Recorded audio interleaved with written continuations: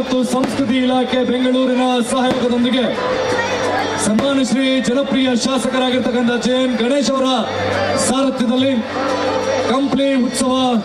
ಕುರುಗೋಡು ಭಾಗದ ರೈತರಿಗೆ ನನಗೆ ಒಂದು ಪಾರ್ಟ್ ಬರುತ್ತೆ. ನಮ್ಮ ಬಳ್ಳಾರಿ ಗ್ರಾಮಾಂತರ ರೈತರಿಗೆ ನೀರಿನ ತೊಂದರೆ ಆದಾಗ ಬೆಳಗಾಮಲ್ಲಿ ಅಧಿವೇಶನ ನಡೀಬೇಕಾದ್ರೆ ಕೂಡ ಆಂಧ್ರದವರು ನೀರು ಬಿಡ್ಲಿಕ್ಕೆ ಒಪ್ತಾ ಇದ್ದಿಲ್ಲ. ಸೇರಿ ಅನೇಕ ಇತಿಹಾಸ ಪ್ರಸಿದ್ಧ ಪುಣ್ಯಭೂಮಿ ಗಂಡು ಮೆಟ್ಟಿದ ನಾಡಿನ ಕಂಪ್ಲಿ ಉತ್ಸವ 2026ರ ಉದ್ಘಾಟನೆ ನಮ್ಮೊಂದಿಗೆ ಆಗಿದ್ದಾರೆ. ವೇದಿಕೆಯ ಕಾರ್ಯಕ್ರಮದ ನಂತರದಲ್ಲಿ ನಮ್ಮೊಂದಿಗೆ ಅನೇಕ ಸುಪ್ರಸಿದ್ಧ ಕಲಾವಿದರಿಂದ ಅಭೂತಪೂರ್ವವಾಗಿ ನೆರೆದಂತಹ ಎಲ್ಲ ಸಮಸ್ತ ಜನಸ್ತೋಮಕ್ಕೆ ಸಾವಿರಾರು ಸಂಖ್ಯೆಯಲ್ಲಿ ಕಂಪ್ಲಿ ವಿಧಾನಸಭಾ ಕಂಪ್ಲಿಯ ಮಹಾಜನತೆಗೆ ಒಂದ್ಸಾರಿ ಜೋರಾದ ಚಪ್ಪಾಳೆಗಳು ನಿಮಗೆ ನೀವೇ ತಟ್ಕೊಳ್ಬೇಕು.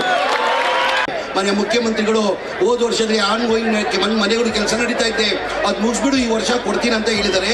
ಈ ವರ್ಷದಲ್ಲಿ ಮಾನ್ಯ ಮುಖ್ಯಮಂತ್ರಿಗಳು ಮೊನ್ನೆ ರಿವ್ಯೂ ಮೀಟಿಂಗ್ ಮಾಡಿದ್ದಾರೆ, ಚಿಂತನೆ ಮಾಡಿದ್ದಾರೆ.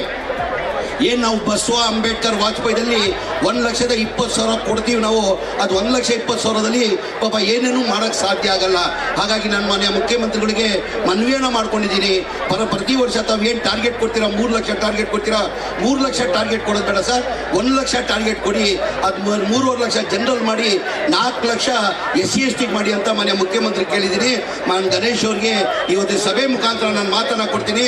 ಪ್ರತಿ ಸಲ ನೀವು ನಿಮ್ಮ ಕಾಲು ಹಿಡಿತೀನಿ, ನೀನು ಏನು ಹೇಳ್ತೀರಾ ಮಾಡ್ತೀನಿ, ನನ್ನ ಮನೆಗಳು ಕೊಡಿ ಅಂತ ಕೇಳ್ಕೊಳ್ತಾ ಇದ್ರು.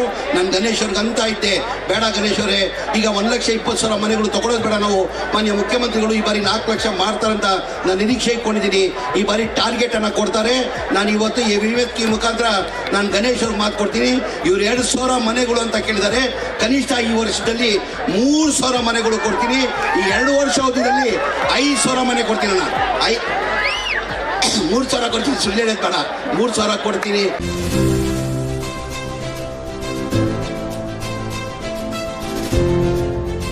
ಇದು ಸೂರ್ಯ ನ್ಯೂಸ್ ಕನ್ನಡ.